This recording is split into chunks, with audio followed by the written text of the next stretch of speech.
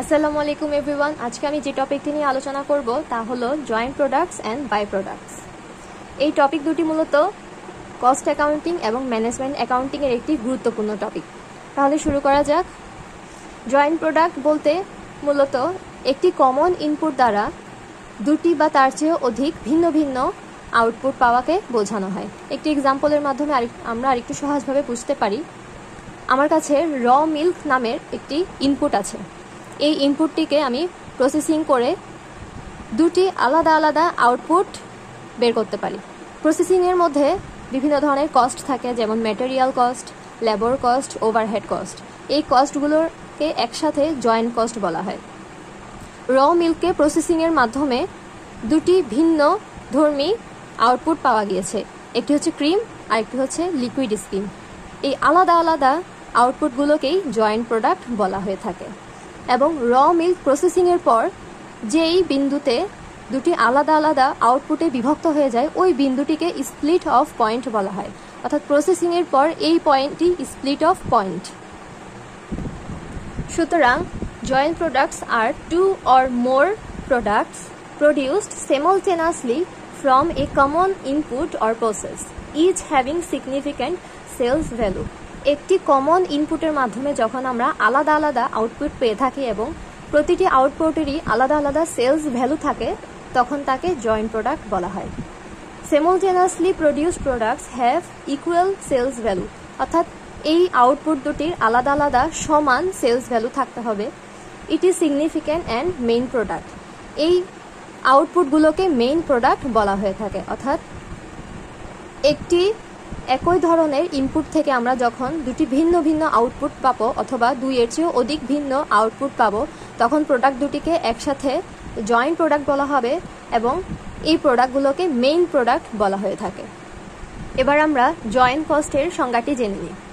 Joint cost of a single production process that yields multiple products simultaneously। অর্থাৎ joint cost বলতে বোঝায় joint প্রোডাক্টকে manufacture করার জন্য যেই কস্ট ইনকার্ড হয় তাই হচ্ছে joint cost.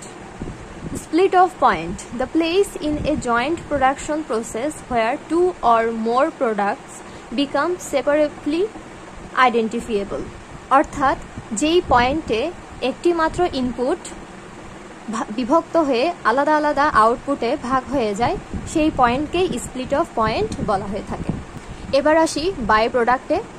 By product joint product থেকে ভিন্ন একটি প্রোডাক্ট, কিন্তু জয়েন্ট প্রোডাক্টের প্রোডাকশনের সময়ই বাই প্রোডাক্টটি উৎপন্ন হয়ে থাকে।